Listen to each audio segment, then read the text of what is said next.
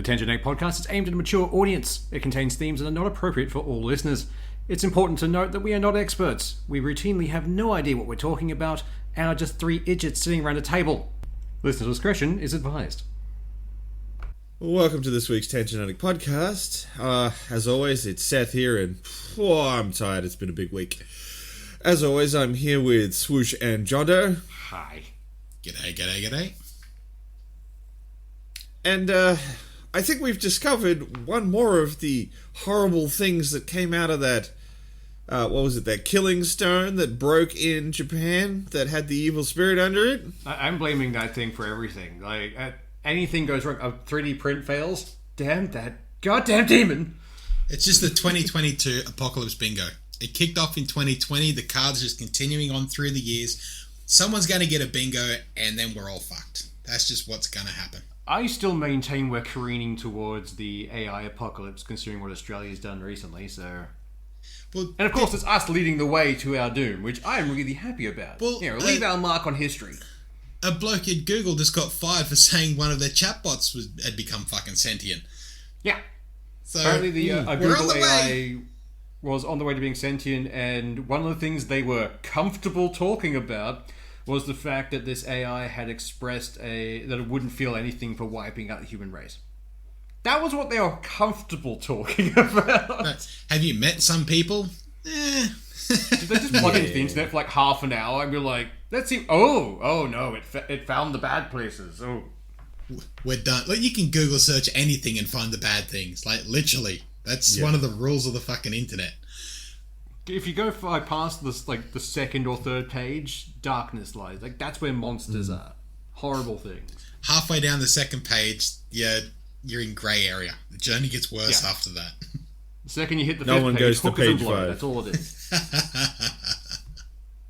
You're not looking for anything on page 5, you just got lost. Pretty much. There's just like a little thing from Google saying, how did you get here? Are you okay? If what you're looking for is on page 5, it didn't actually exist. You're in fucking Bigfoot fucking country by now. Pretty sure the second you hit page 6, you're automatically on a watch list. Like, without... Whatever you're looking for if it ain't on page 1 through 5, it's gotta be illegal. You're assigned a personal FBI agent and they just follow you around the internet. Page 5 is your cousin's friend's brother who heard about something somewhere. That's about all it is. If you're getting a source from page 5 onwards, you're really not talking about anything factual. I will say this, though. There are some perlers of conspiracy theories from, 6 pages down and on. I love conspiracy theories. Or you've done your research on Facebook. You're just looking for something to corroborate, and you need it from page 5 onwards. You can get rid of the first 5 pages. 5 page onwards, there's your facts. Oh, exactly. That's your Facebook research right there. Perfect. Can't go wrong. But the horrible evil that I was alluding to, oddly enough, wasn't the horrible dark contents of page 10. It was actually Diablo Immortal. Makes sense. Demons. They've escaped and they've gone into video games. And but I mean, wait, this means the Christian groups from the 80s were right. Well, even the Christian groups from the 80s could not have foreseen the absolute hell and torment that Diablo Immortal is. The microtransactions alone are a straight-out torture from hell. There is no other way of describing it. I've not actually looked into this one yet. I got distracted by something shiny today. So break it down for my idiot brain. Okay, so I'm going to be quoting an awful lot from a couple of videos that have sort of brought a lot of the information all into one place by a YouTuber called Josh Strafe Hayes, and he's done a couple of videos. The main one is the immoral design of Diablo Immortal. And yeah, it's really, really bad. So, while it has, standard free-to-play stuff, like it has a premium currency. In this case, it's these special orbs. Orbs! Across the entire game, there is 21 different currencies. Wait, what? Yeah. Yeah. There are 21 different currencies, and it's roughly every 5 or so levels, you unlock a new branch of unlock this new thing that gate keeps you into, if you need one more level, you can just buy this thing. Or you can spell your currency on getting one more level of this. And the currencies themselves are harder and harder to access. Yep. So can you a lot of them one to another? No. Yeah. Sorry, there are a couple you can. Sorry, straight out no is wrong. There are a couple you can transfer. You like previous Diablos, you get a shard of this, and a few shards will give you a solid gem. You do get a few of those. But it's not all of them. No, it's absolutely not. Okay, so a really good example, say you had an item you wanted to put up on the auction house, because they, of course, have a real money trading auction house. Of course. To even put it up on the auction house, you have to have platinum. Platinum is a premium currency. Platinum is also what you buy with. You can't buy platinum. You have to buy orbs and then buy platinum with your orbs. So and I'm assuming there's diminishing return every time. Oh, you have to guarantee they're going to take a cut. What the absolute fuck? But that's not even the worst stuff. So that item that you want to put on the item store. So we've all played Diablo. You kill a boss and there's like the loot fountain of all the shit coming out. And oh my fucking god, all this loot. The little dopamine hit you get. So you play through Diablo Immortal and you kill a boss without using any of the little tokens to boost your drop rate. You'll get a few standard items, maybe a few uncommons, average shit. If you buy the little legendary tokens, which there are several types, and there's one which is different, which is labeled differently, which they've hidden in there. So there's one that is a standard legendary token where it'll just increase your drop rate, and you've got a chance of getting a rare to legendary item. It just slightly increases it. Then there's another legendary token, which increases your drop rate as well as slightly increases the drop rate of everyone else in your party. But in the description of that token, which is the most common to get, it actually says in the bottom, you receive a bound item. So a bound gem. Which you cannot put on in the little shop they've got where you can sell your items. So you can't even put that on the auction house. No, you can't. Bound it to you. They've bound it to that character. So even if you've got 4 characters, everything you buy is only for that one character. Wow! So you can't even put it to a different character on the same account. No, if you've got that is fucked. You've got 4 characters and unlock an aesthetic item, a piece of gear you like the look of. That's for that one character. Every purchase is for an individual character. Oh, so they've really fucking gouged there. That's shady. But to get an item that you can sell on their actual store, before you go into the dungeon where you're going to play through, if you don't have any of the legendary items that you've got before, it brings up a second screen where you can buy greater legendary fucking tokens. It is a rare crest, a legendary crest, and an eternal legendary crest. The eternal legendary crest. And you can only buy them from one specific screen that turns up. And they're the only thing that drop unbound items that you can then put onto the store. But it doesn't... And the token for them looks identical to the tier below it. The token itself, the only difference is it has a plated background. Other than that, if you looked at them, even like the names, the descriptions are identical, just one mentions bound, the other does not. That is fucking shady. I mean, then you have other stupid things like, okay, so the dungeon thing he's talking about is this thing called rifts. Sorry, I don't know the terminology. I was too angry to remember the terminology. Fair. Like, I'm angry, but like, I played so much Diablo, I did lots of rift running back when I played D3. So it annoys me that they're taking a mechanic I enjoyed, these randomly loot pinata dungeons, and they're perverting them this way. So when you go to do one of these rifts, you can put in these crests.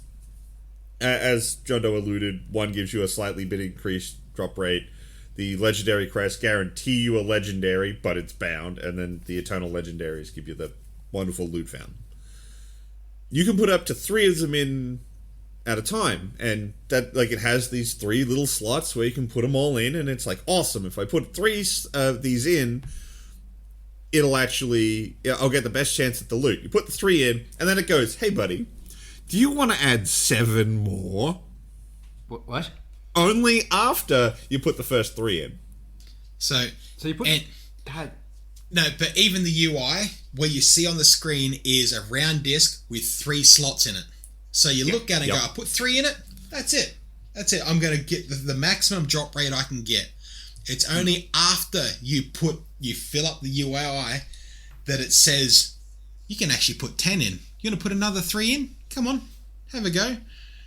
Oh. And you want to look at other super predator stuff with this? If you go into the store where you buy these legendary crests, of course they're all done in packs for different amounts of the orbs, and then the orbs have their own pricing. The only way to buy a pack of crests that actually uses the amount of orbs you can buy is if you buy 10. What? Yeah.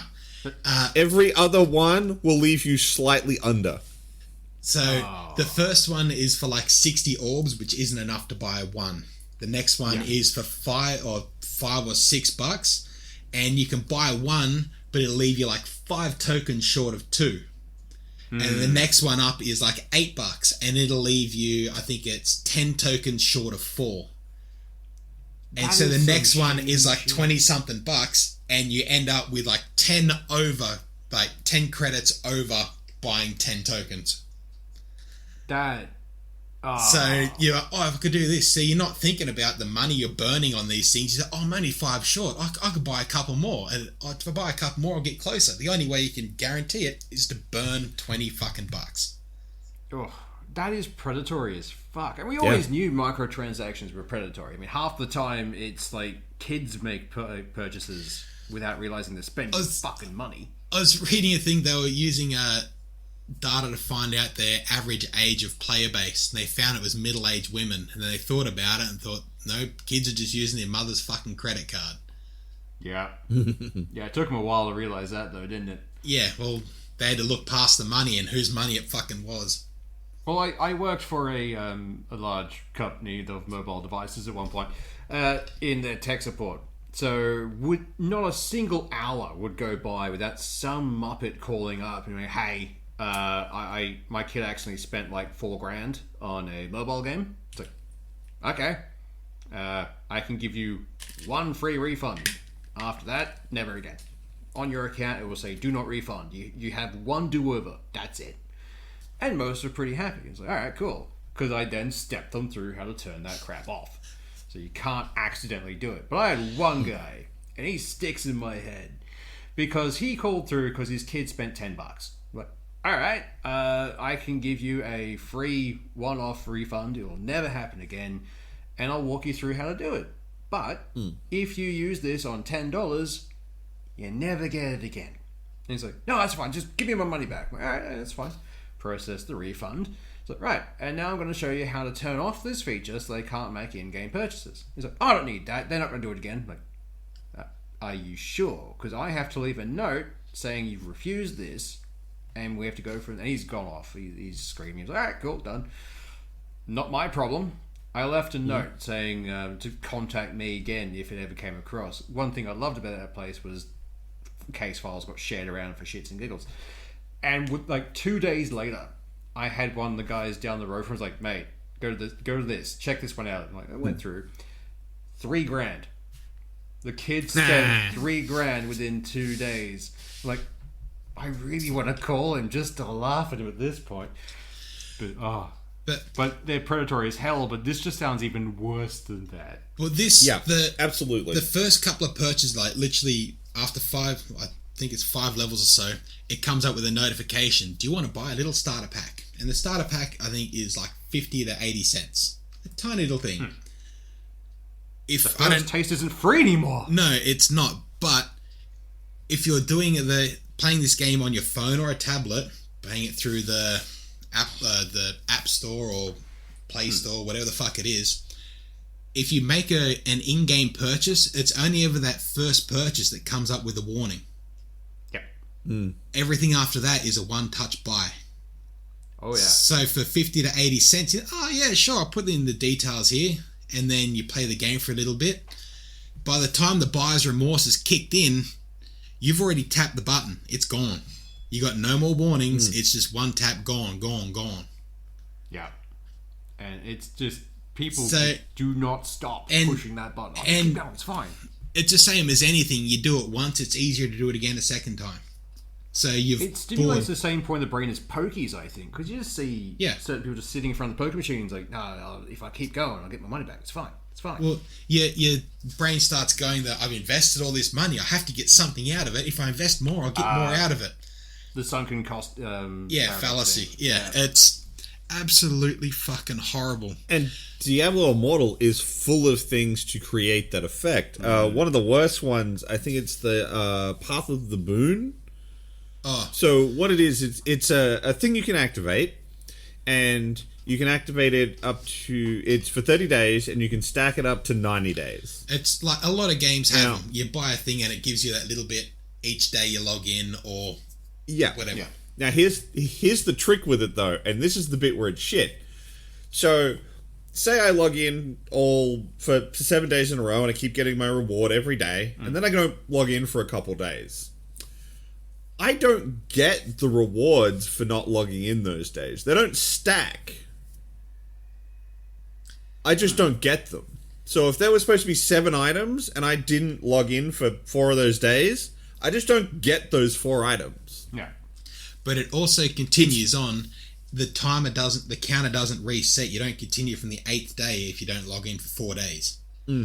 If you get to the end of the 30 days, you're still on day 26 of the counter. So you don't get the rewards those last 4 days, which are the higher end shit you're going to want to get.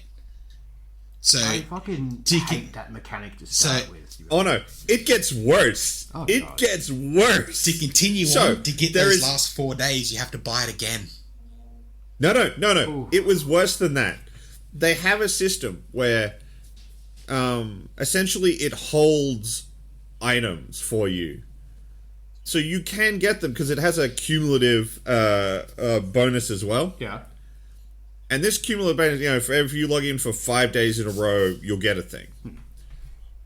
If the pass runs out and you haven't claimed those items yet, it just holds onto them. Okay. You can't have them until you reactivate it, and then you can have them. Why?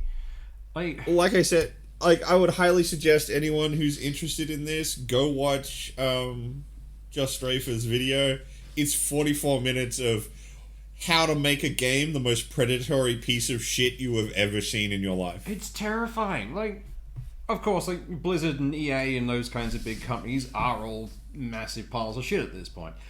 But that's beyond the pale. They've gone out of their way to be dicks.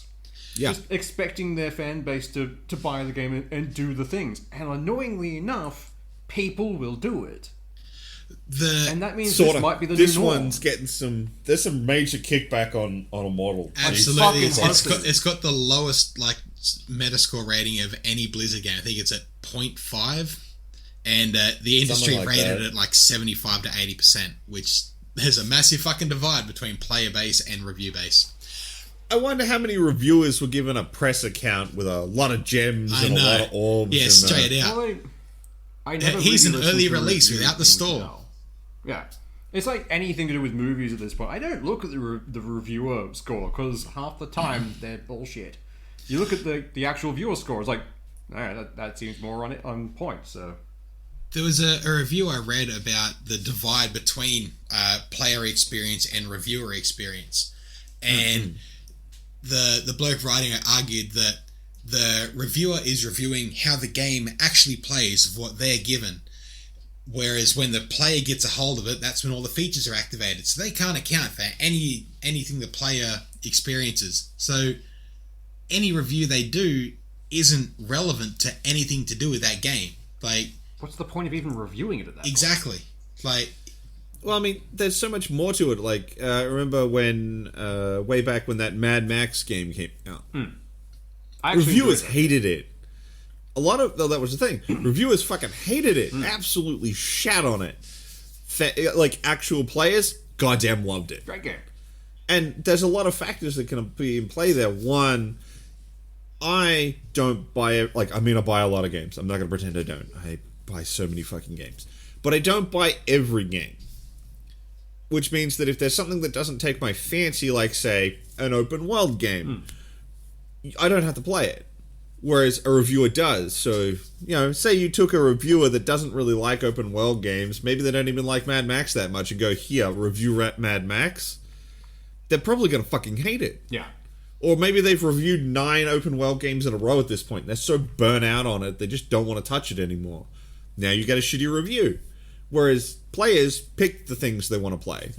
So they're more likely to be like, no, I actually wanted this and I'm here for it. I didn't play 9 other things that were like it. I just played this one. That makes sense. I'm not saying reviews... That makes sense, but it's also why if you see a bad player review, I give that way more like guff. Whereas like a player went out of their way to buy this because they were hyped for it and fucked it. So a lot of it could also be like this reviewer has just gone out, they've gotten a journalism degree, they can't get a job at the Sydney Morning Herald or the place they want to get a job, but they manage to get a job reviewing video games. How great can that be? But I'm sort of got the shits that I don't have the job that I want. So everything's great, I just want a friggin' paycheck. They're not gamers reviewing it to review the game. Like, they're getting it just to collect a paycheck and clock off at the end of the day. It's a job for them, and like or maybe it's a genre they just despise. I would never trust from me a review on a racing game. No, fuck no. I don't like them. No, I'd never review a fucking survival fucking game. They're just driving out the fucking wall. None of them are going to get a good review from me. But they could turn our all powers of that combined. We could do pretty well reviewing games. But they could solve a lot of that by going back to doing fucking game demos. Well, that is actually swinging back in a much more favor. A lot more games are coming out with those. Yeah, the Steam fucking Summer Games thing. You get 100 bloody demos on that, but they're all for smaller indie games, which are great. Yes. Bringing back demos, fucking gold. Like, particularly for indies. Yeah, you're not going to get eyeballs with... You're trying to stand up against the next thing EA did where they can melt your eyeballs in 3 screenshots? Yeah. They can melt your eyeballs, but they're going to give you a fucking broken game experience. Like, really. Oh, yeah. It's not the really a good game. for those 3 seconds and it just sharply declines. And the only reason they're giving you those 3 fucking screenshots is because that's the fucking frame rate. You're going to get 3 fucking frames, give them those 3 shots, and that's all you're going to get. Battlefield, we're looking at you. Oh, that was a that's got to go down somewhere in some legendary disaster shit. Which one was that? The Battlefield 2042. Battlefield 20, I still play Battlefield and I still enjoy it, but goddamn, has it been a rocky fucking road? And now they're pretty much just squeezing out the season pass bullshit so they don't get the arse suit out of them just to give the bare fucking minimum. That's how it feels anyway. Because one map 6 months after the fucking release, when every other Battlefield's had a pack of like 4 to 8 maps with multiple new weapons, and this gives you a fucking VSS Val and a fucking crossbow 6 months after release with one fucking map. I'm not even going to start. I've always found season passes to be fucking weird because they started popping up around the time Bioshock and everything else came out. That's when they first like, season pass. And at the time, it's like, all right, cool. There might actually be content coming within the next year. That will be good for that. No, it was the new version of DLC without DLC. We're going to add basic shit. DLC got a bad name because of certain companies. But it's just one of those things where, get the season pass and you get all the extra shit for free or, for that one price. And then nothing would fucking come out. It's like, what? Yeah. I've paid $25. When do I get the thing from that? Then it expires and like 3 days after, here's the content. You got to buy it. Why aren't you buying it? Why is no one buying the thing? I mean, even if you didn't get that, it'd be like, season, like for a lot of single player stuff, it'd be like season pass. What does it get you? Well, it gets you the next 3 expansion packs. Just like you're basically pre-ordering all the expansions. Okay, cool. So when does the first one of those come out? 6 months. Yeah. Dude, that shit isn't going to be on my hard drive in 6 months. No, it's not going to be on your hard drive, and by the time it actually releases, it's going to be a small little thing that you shouldn't have fucking had to pay for in the first place. You could have added the whole thing with a fucking patch. And it's really not worth it. Like, gone are the games where a DLC is a fucking expandalone. Gone are the days of the fucking StarCraft Brood War. God damn, I played the ass out of that. But you don't get shit like that. I think I've still got a box copy of that somewhere. Yeah, I know I do. I've still got the fucking battle chest of it. It's fucking mint game. But you don't get an expandalone anymore. Yeah. And Blizzard was always great for expandalones. Like, their stuff always had it. And somewhere along the line, they've lost that. And that place has just gone fucking downhill. The big problem is we've shifted away from having to have products sell on a box store. Yeah. Yeah. The big reason all those games had to have so much content in their expansion packs is because you weren't just selling... Oh, hey, you already play StarCraft. Cool. Well, we're going to make you a little bit of extra content. That'll be nice. It'll just be a little price for you, and you're already our fan, and we can just serve it straight to you. Yeah. And no, you had to be able to walk into a big box store of some kind, look at all of the video games on the shelf, and go, yes, I will buy Brood War. And back then, you didn't also have a day one patch that is as big as the game itself to fix sometimes bigger, that fixes the shit that was fucking well broken and stays broken for a long time, because that patch didn't work. So we'll get around to fixing it later on. No, instead we have CDs now. Like, with a PlayStation, you put the CD in, it's like, oh, this will have, like, the game on it. No, it has the download key.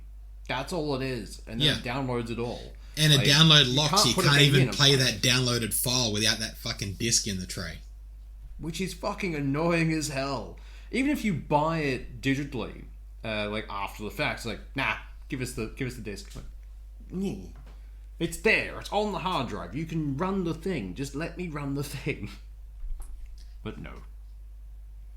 Now, I mean, this is all just an effect of digital distribution, and well, I don't necessarily hate it because it does let smaller content be served to me. Like, yeah, if your content is really only a small piece and you only want to charge me $5-10 for it, that's fine.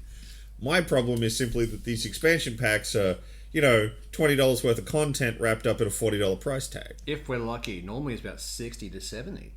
Hell is but we live in Australia. Nothing gets priced right here. Oh, that's true. But even like a digital download of a game on the PlayStation Network is $110 for something new. It's like, that used to be, buying it physically would be like $80 or 90, and we're not getting much more. Hell, we're losing out on physical things. It should be easier for you to disperse this to us than an actual physical copy. Why is it not cheaper? Why is it more expensive than me fucking off into a store and buying a physical thing? Because we'll pay the store price. Yeah. You cut out all of the costs of making a disc and a box and shipping it somewhere and then hoping that it sells so that they buy more copies of it so you make revenue. You get to cut out all of that cost and charge the same. And keep the profit. Yeah. Even if people crack the shits and boycotted the game, it doesn't matter because they can sell less copies. But boycotts don't fucking work. People are going to buy the fucking game anyway. Just remember that. Don't boycott anything. It's like trying to boycott Apple. There's always some fucking idiot out there who'll go and buy the new thing because it says Apple on it. There was that image a while ago of let's boycott Modern Warfare 2, and then the screenshot of all the players on Steam now playing fucking Modern Warfare 2. Like, you dumb fucks. You're never not gonna buy the game. They just gouged you for every fucking cent you had, and you fucking went for it, hook, line, and sinker. It's just, there are certain things that I refuse to buy into. Like, I watched the first season of Titans, and Teen Titans. I absolutely hated it. The live action version of it. For two reasons. A, it wasn't great, but also the last one was, we want a season 2, and we know we're getting one. So we'll take the season finale, and we'll make that the first episode of season 2. Therefore, everyone has to watch season 2. I'm never watching any more of this. And I never have. I cannot be asked trying to find it. I'm not paying any service to watch it. I'm never going to fucking see it. But apparently it got 2-3 seasons. That's my biggest worry with Kenobi. Like when they originally announced it, right, it's going to be 6 episodes, and then they've since come out and said, right, now we're going to do a season 2. We've reshot part of the Have they actually come out? No, the episodes haven't come out. But originally, when it was first announced, has Disney actually said that they're doing it? Because last time we were talking about it, I was only able to source rumors on that. I didn't find any resource that said Disney said we're doing a season 2. Worth looking into. But also, you already know my views on the Star Wars franchise. Just move away from the Skywalkers, for fuck's sake. Do something new. Please. Anything.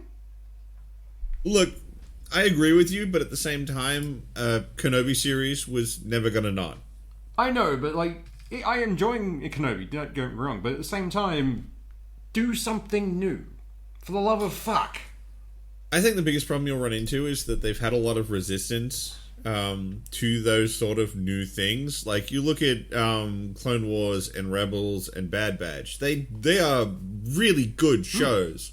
You know how many people I've had to fight to get them to watch them and then realize they're any good? Yeah.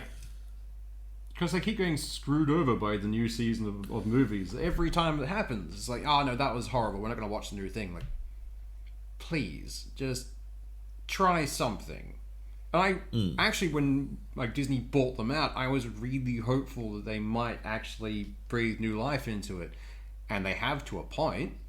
But it's one of those things with like a toxic fan base. Let's be honest, the Star Wars fan base can be toxic as fuck. Yeah, extremely bad. And the second Disney did none of it's canon, starting again, the revolt. So they did think, oh, we're not going to watch anything you put out. Everything you put out is shit. So they don't want new stuff now because they want the old stuff, and Disney refuses to bring that back in, or they're selectively bringing things in. It's like, can you just do something, please? Do something new. Do something exciting. The older stuff would also be a lot harder from the market.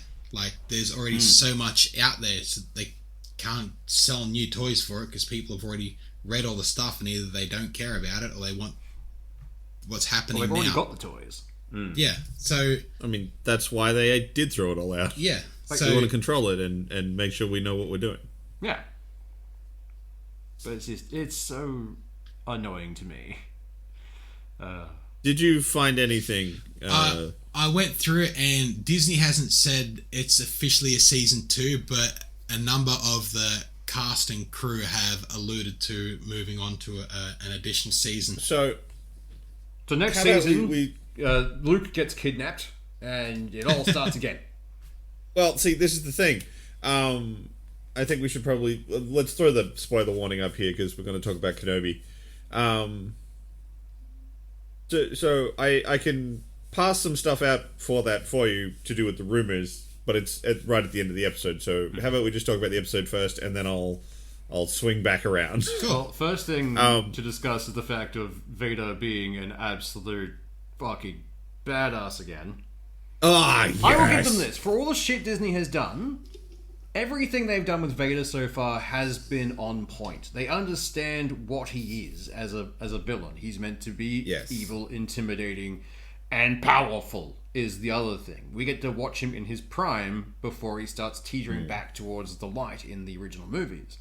So, like, watching him just rip a fucking starship, not a small one, like, because you see in the most recent movies where they're fighting over one ship kind of thing. It's a small little 2-person ship. This is a fucking freighter, and just effortlessly, just down, crunch, rip open the side. Okay. But, yeah, no, he's terrifying, and I love it. But I mean, like, it's a great episode because it's all kind of self-contained because they've escaped the previous place, they've landed at the transition base, and oh no, the Empire found us because of course they fucking did. They bugged you idiot. And it's all just like them getting attacked and all of the shit happening, and it all plays out really well. Kenobi's sort of stepping back into that sort of like more leader general role. He did prove why he was a fucking general, didn't he? Like, he had solid tactics. He did pretty well. I actually really loved the motivation. Like, I knew there was something. There was no way it was as straight cut as it was being presented, but I knew there was going to be one. I actually really liked the motivation switch on Third Sister. I had been waiting for something to drop for that because Yeah. the first episode has a bunch of younglings run off, and I'm like, the rule of any story is if you show a gun in the first fucking act, by the third act that gun must be fired. Why have you showed us a bunch of younglings in the process of escaping? What is happening with them? And originally I thought the guy who was faking to be a Jedi was one of them. Yeah, I thought the same thing watching that. Yeah. And I'm like, what's going on? But they finally pointed out what happened. But Well, I mean, I knew because I watched Clone Wars, and is it Clone Wars or no? It's Rebels. Rebels is where they deal with the Inquisition. yeah. And we already knew that the Inquisition's entire jam was picking up younglings and training them to be Sith hunters. So it's like, oh, you're showing me younglings, cool. Whoever the main character you show from the Inquisitors is going to be one of these younglings. But for anyone who didn't know that pre-going in, we finally got the full backstory reveal. I just like the idea that she was doing this entire thing just to get Kenobi so he would be enough of a distraction so she could stab Vader. Yeah. It's like, oh, I like that. That's some long con planning, and I'm into it. For the whole thing, though, like, the Inquisitors, to me, feel like they go against the whole Sith rule of fucking two. No, there are only ever 2 Sith, but there are a lot of Force practitioners. That's how they got around. Because, to me, they seem pretty fucking Sithy. They're all using red blades and running around killing people. Like, oh, they definitely Yeah. are. They're Sith, but they're not granted the honor of being Sith. they're Sith light. Yeah. Diet Sith. Diet Sith. That Sith Zero. That's how it'll go. Well, I mean, one of the later versions of the Sith was actually like a whole group of them. And the whole reason they got around the rule of 2 is like, oh no, we are one Sith, so there is They were a no second collective. person. It's so dumb. There's so many We got ways Sith around. Legion. Yeah. Well, things like my favorite thing is they're finally getting into the more moral grey areas of Star Wars, which is great because there were some shady things. Granted, they were in the extended universe, which was then wiped out.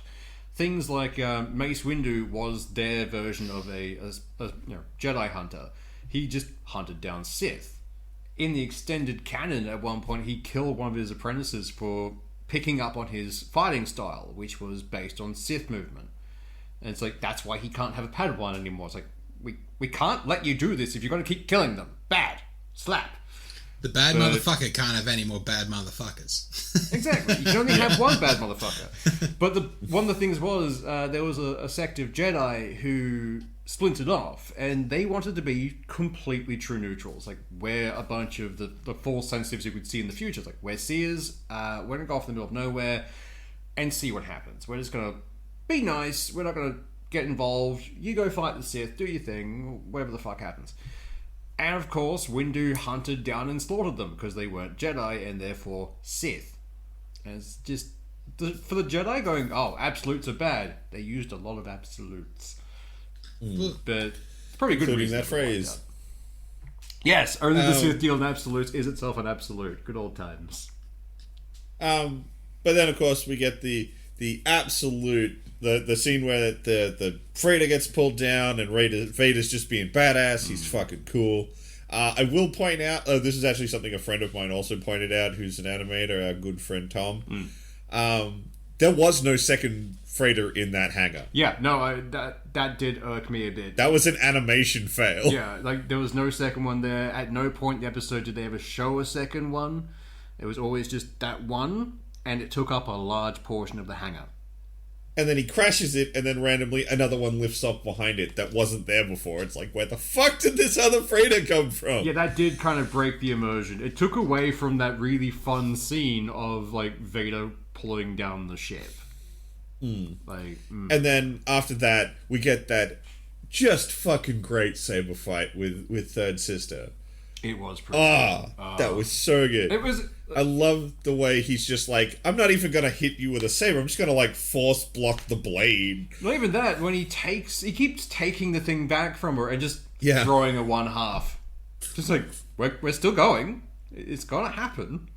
Okay, so I feel like the Inquisitor's saber is now the single most versatile saber I've ever seen. It is. Because it can do single blade, double blade, helicopter mode, Fucking and helicopter split in mode. half. and split in half into 2 different sabers. Well, most I don't know of any other double-sided- saber that could do that. They Most reduced double-sided General could be split Grievous apart. down to 1 blade. Yeah, it's a Swiss Army like lightsaber. I swear to fucking god.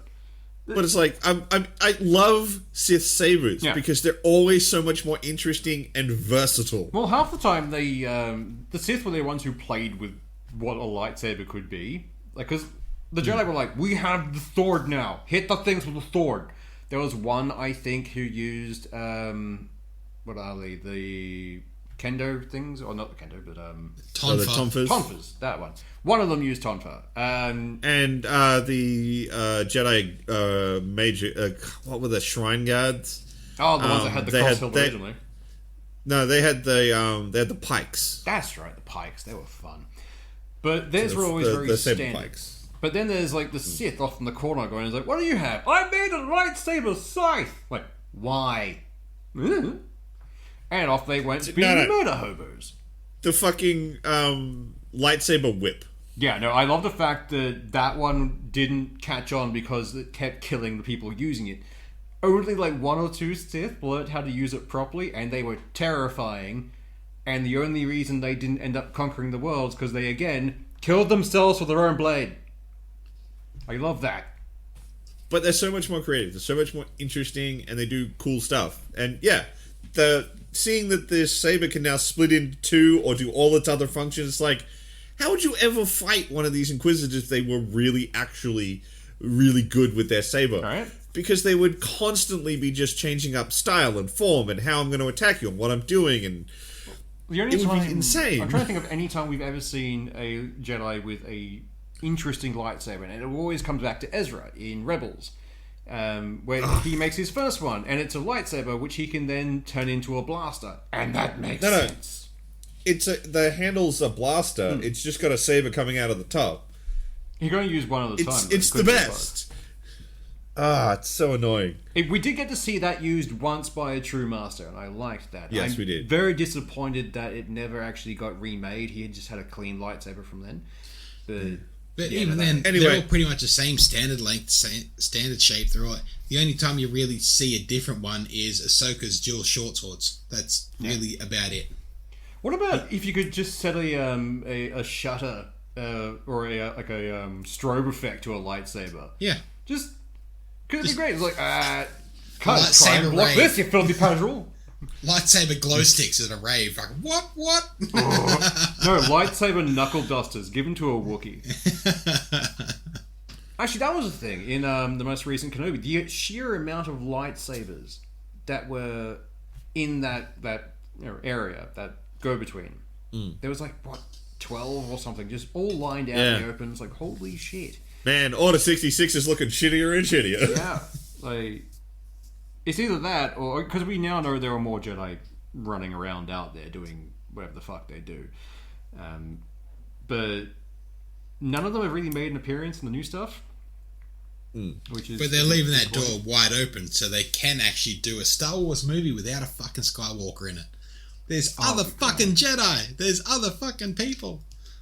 Just show us where Ezra fucked off too. Let's go delving into Well, that. that's what a lot of people are expecting the Ahsoka TV show to be. I really hope it I'm is. praying.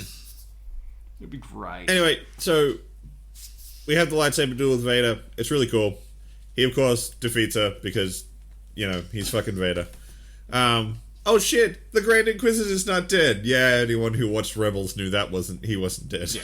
Because he has a canonical death in Rebels. Yeah. He shows up, calls her shit. They all fuck off. This is where the leakers point to a change. Because, according to them, that's the scene where Third Sister's supposed to die. There's not supposed to be we're just going to walk away and leave you here. No, that she was absolutely supposed to be dead. Done. That's it. And of course, she then finds the little hollow message thing that Kenobi had. That tells them she can't Scrambly kind of. it's all scrambled and busted up, so it just gives you Tatooine and something about a boy. She gets which the clearly Star Wars equivalent of Shia Baggins. That's what she gets. Yeah, yeah. So I think there's a reasonable expectation that, one, she's not dying, but that's not that surprising. This is Star Wars. People seem to recover from everything if you can whack them in a nice big tank of Bacta. Yeah, Bacta is miracle fluid. Yeah, it really is. And yet Vader's still in an itchy shitty suit. He doesn't really get a lot of choice on that one. Sure. So I'm pretty sure she's going to survive, and then that's how they're going to do their season 2. But we do have the final episode this week. They may round it off or not. I don't know. But like I said, the leakers are suggesting that that's a big indicator as to one of the changes that was made. Yeah, fair. And that's about it. The Kenobi gets away. Yay. We'll see what happens in the last episode. I did like the fact in the fight with Vader, she did try the helicopter mode. It's like, why are you even bothering? What makes you think this will work? I mean, nothing else was, so fuck it. I still find it, like, that spinny mode is the only thing with that blade that always confused me. Like, ever since it came out in Rebels, like, because they were using it to fly in Rebels, like, how does that work? I really hate when they do that in Rebels. It looks so dumb. It's basically this go-go gadget lightsaber. It's like, okay, that's fine. I would have been fine if you just force leaped up, but no, you have a helicopter blade. That's okay. Because it's made. But like I said, make lift. The way it was used in this episode was really good. Yeah. It absolutely was really good. But yeah, that's leading back. Circling all the way back around. You went full circle. Yeah. That's the thing from this episode that seems to be leaning toward the confirmation of those rumors that they're actually going to do a season 2, not keep this as a one and done. As long as it's not just second season for second season's sake. If they could have ended it and been done with it, excellent. If they're just jamming it in just to shoehorn another fucking 2 months of bloody Disney Plus subscription... Yeah. No, that would not be great. I mean, they'll get people coming back for the new Mandalorian series at the very least, so... Yeah. So, I mean, given that we're in the spoiler section, we may as well round out our other 2 currently watching shows with... We'll start with the Orville as usual. I mean, another good episode. It's fun. It's Orville. I'm trying to remember what happened. What was this one? Fuck my brain. Brain There's function. a spoiler. Hey. But it's really like, look, I know I enjoyed the episode. It's really annoying because, like, I love watching the Orville, but that's right. I actually wanted to talk about this. They brought in their version of Q. Yes, yeah, that was it. That was this episode. They brought in their own version of Q's, and I'm like, I'm okay with that, because the second that was revealed, I was like, ooh, yes, I like this. Yes, this is the one where they get stuck in the weird thing where they all have to die because an immortal being has decided, you know what? We've been immortal for so long, we need to know what death feels like, so you will experience it for us. Yeah. And this is the fuck. And they got the Q mentality of just being callous and not caring really fucking well at the same time. It's like, why? So you were fucking with us because you wanted to know what death felt like again? Like, yeah. Why? Fuck you. Did I not say that we wanted to know what death feels like? Yeah. That's why. But I do enjoy that series. Anyone who is not watching The Orville needs to watch The Orville now. I'll get around to it. I've already got far too much in my back catalogue. One day you'll get home and it's been Steph disappearing out of nowhere with a hard drive. Like, you're watching it all now. Every time I go to sit down and watch it, right, I'm going to watch an episode of this. I'll watch it. I'll just play this game for 10 minutes, and then 4 hours later, it's like, I was going to watch something, but I played a game and I zoned out for 4 hours, so that didn't happen. I'll do it again tomorrow, and I do the exact same fucking thing the next night. I do that with gaming currently. It's like, I'll play a game, then I end up watching something. Like, I was going to play a game. See, I'm the other side of that coin. I'll watch something. I'll play a game. Gone. By our powers combined. We are one fully functional nerd. Yeah. And then there's me here playing every fucking game under the sun and watching all of these TV shows and somehow getting to work. Yeah. Oh, wait, that's the problem. Work. You have to do that thing to get the money to live. It's be a fully functional nerd or a fully functional human. The two can't live together. Oh, what's that comic from Alta? It's like, if only I could fit games into my routine. It's like all the different things. Sleep. It's like, maybe I can. Sleep. Oh. And of course, the last show we were watching was The Boys. Yes.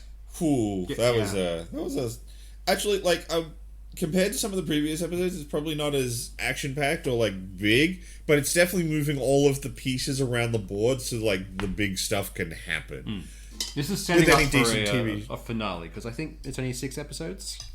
I don't remember how long this season is, but either way, any good show eventually has a couple of just episodes where they've got to get the pieces in position so the big things can happen. You got to set the scene, Yeah, and that's an awful lot of what this episode felt like. We're going to do some cool stuff, but an awful lot of it's just going to be like, get everything where it's got to sit, and then we can do the cool things. But that is a great series as well. It's well written and pretty fun. There's a, I think it's a Kickstarter out at the moment, which is an omnibus for The Boys, all the comics. And I'm really tempted to back that one, because I want a massive physical copy of all their comics, because they're great. That would be fair. It's pretty good. But it's a reprinting, so it must have existed at some point. So I was like, yes, please, give me the thing I want. More of it. Well, I'm slowly reeling in how far behind I am in The Boys. I actually watched the first half of the second season about a week ago. Did you get to the whale? No, not yet. Ooh, that's going to be a good one. Yeah, I've heard it's good. I've heard things, but I haven't seen things. It's the only time where I was having issues with my PC hard drive. I was like, fuck it, I'll watch something. The only hard drive that was working, I watched things. And then games working the next night, so I played games. It's one of those things like these. There's been a decent uprise in good content in the last couple of years, because it wasn't too long ago. It was just like me, Seth, and a few others just sitting around waiting for the next abridged episode to come out so we could watch something worth watching. It's like, yeah. But no. I'm not gonna lie, like right now, the one thing I feel like I need to subscribe to that I haven't yet, and I keep like one of these weeks I'm gonna do it, is go subscribe to Dropout TV. Same. Because they put out way too many good shows. I'm getting closer and closer, and now that they have a spin-off for Make Some Noise, like that's just, it's weakening the resolve further. I know. Fucking Brennan, Zach, and I can't remember the other guy's name. Actually, John, though, if you want something to listen to, because I know you listen to a lot of audiobooks, Dimension 20, if you haven't already. Yes, I have. I've listened to Dimension 20, quite a bit of that. Their high school series, I absolutely demolished. I loved that. That was so fucking good. I want to jump onto Dropout TVs just so I have access to their sci-fi one that only recently went. Yeah, that's the Spelljammer series. Starstruck. Yeah, and I'm keen for that. But they had a couple of other shows popping up which were great, because there's one called Dirty Laundry I have to watch, which is just them airing their dirty laundry on a TV show, and it's amazing. Or just like, it's not necessarily dirty laundry, it's just like weird unbelievable facts. Things. Yeah.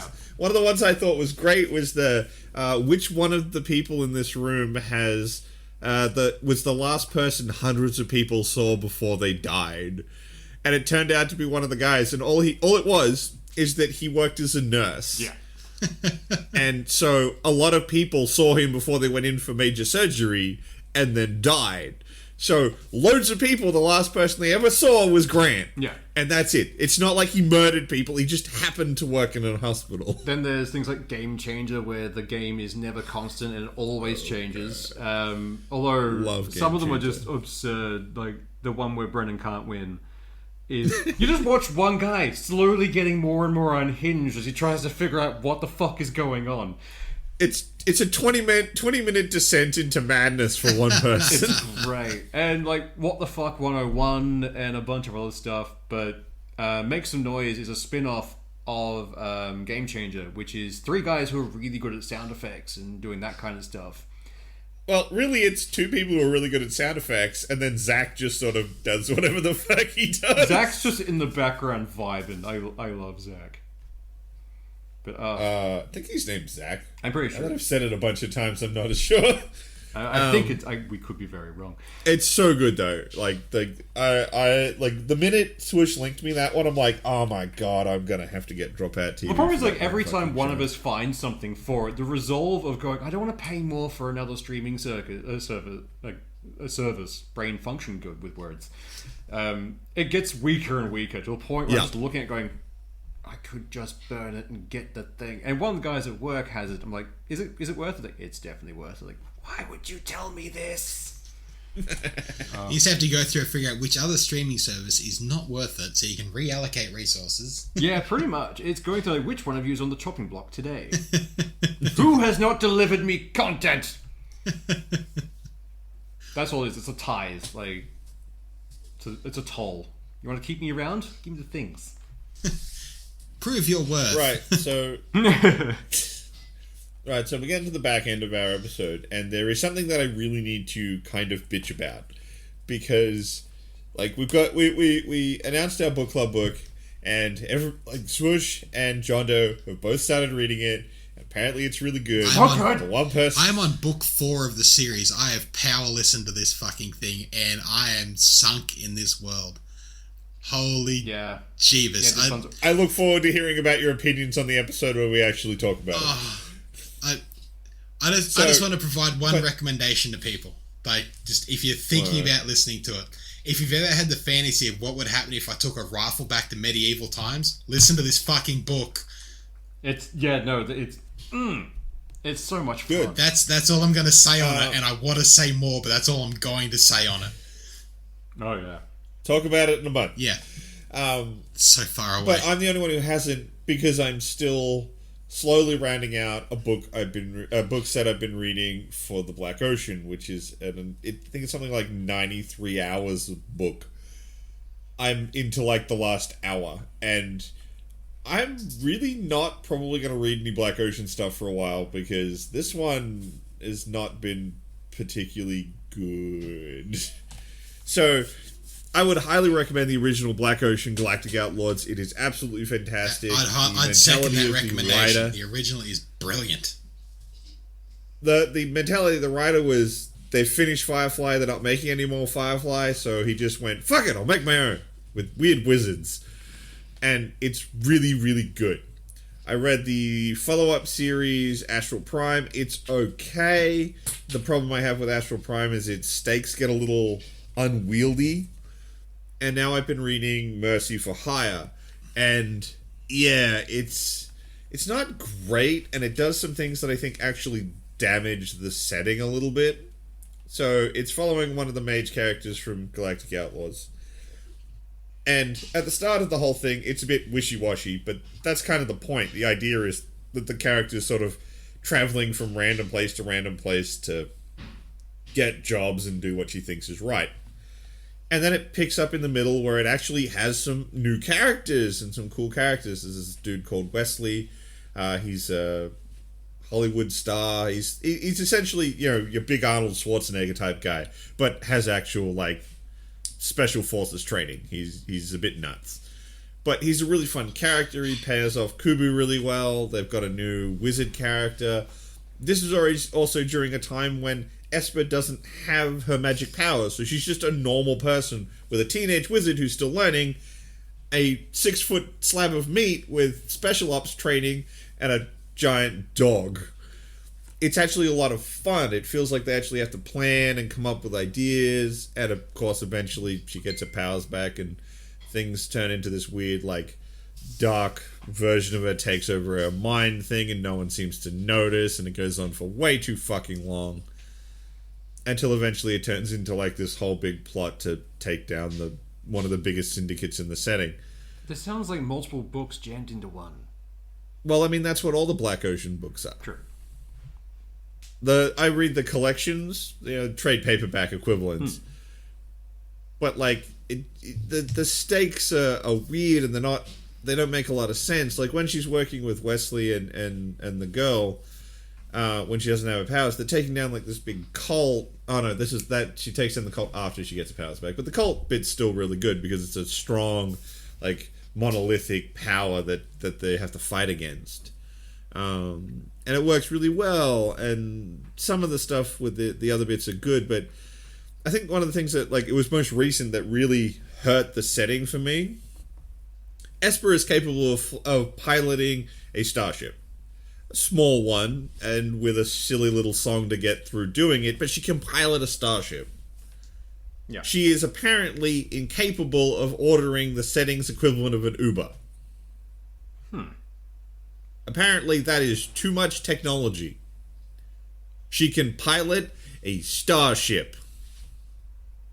That They keep is weird. This whole book just seems to make wizards sound like they're not just, like, I get the idea that wizards in this setting, because their magic doesn't interact well with technology, they tend not to use it so much, so they don't really, it's not their jam. I had that issue But in the this Galactic book's- Outlaws, where they actually had the similar issue, where she suddenly can't use the phone or any technology, but she literally states to another character sitting next to her that, I've got a master's degree in programming. It's like, you don't suddenly lose that information that's in your fucking head. Like, you've already learnt this shit before you became a wizard.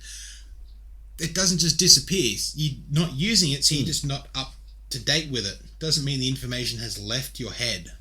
That I know that the excuse they always use for that sort of stuff in this setting, mostly because of the characters that the story revolves around, are the ones that can use the Tome of Bleeding Thoughts to create altered time realms within their heads. So the idea is supposed to be, well, I've lived lifetimes in my medieval setting, so I don't really get these techno things.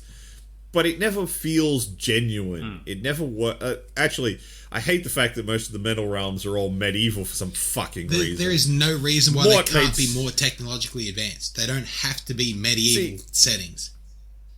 Mort's one did feel right, but that's because Mort feels like a crotchety old wizard. he does. Of course he'd go for the tower with the medieval town around it type vibe.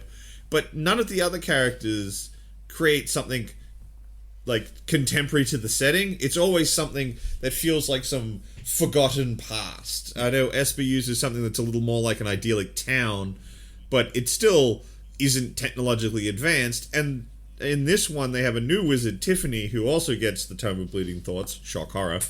And she trains with Mort, and thusly she ends up with a medieval setting as well, despite the fact that she's a 17-year-old girl.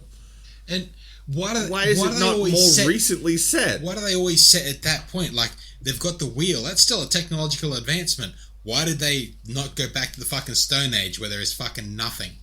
Like, they're at a point of technology and they don't go beyond that point. Like, there were plenty of shit that happened between medieval fucking stone and wood to the fucking current time. Why is it that point? Why can't it be like one wizard with like the Industrial Revolution in their head? Yeah. Well, see, Esper sort of does. Like I said, she's got more of like the idyllic, sort of like kind of 70s-ish town, but, you know, not cars. Yeah. But like that, you know, that idyllic village type vibe. But it's not medieval, but it's still not contemporary to the setting.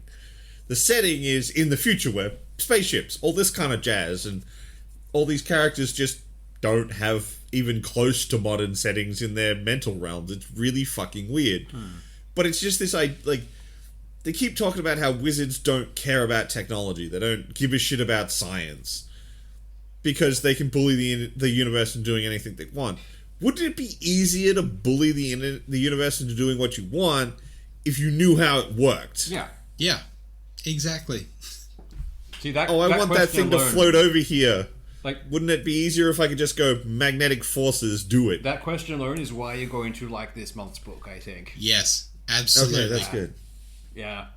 It's Look, I'm looking forward to that because it's going to be a great palate cleanser. Because, like I said, this set with Esper, it really makes the wizards in the setting feel retarded, and that's not how they felt in Galactic Outlaws. In Galactic Outlaws, they feel like absolute badasses. I so want to talk about so much shit right now, but I'll spoil so much of the fucking book. God fucking damn. I'm slowly catching up. I'll get there eventually. Well, look, we've gone past an hour. My little weird rant at the end there has taken us beyond our usual stop point. Sorry about that. I just had to get it off my chest. This book is really broken me on this setting that I was browbeating people with Galactic Outlaws, and I still would have suggested people read Astral Prime, but I don't know. There's some good bits to Mercy for Hire, but I don't know, man. I don't know. But so yeah, if this thing's a good palate cleanser, yes, I'm in. Yeah. I will look forward to like I said, I got like an hour left on this thing, and then I'm done. I'm free, and I'll get onto it. The fact that you have to refer to a book series as holding you hostage and you'll be free is never a good thing for that series. No. Oh, look, I can put it down and be done with it, but you're it's so like close to the end, you may as well 95 of 96 hours in. Yeah. You kind of have to, like, finish that off just so it can't niggle in the back of your head. I'd put it on as I'm going to bed. So, oh no, I slept for the last half hour. Well, it's over. New book. Removed from device. And I already know which new book to read. Yep. Alright, I think that's it for us this week. Have a good one, guys. Have a good one. You too, bud. That was good. Cheers.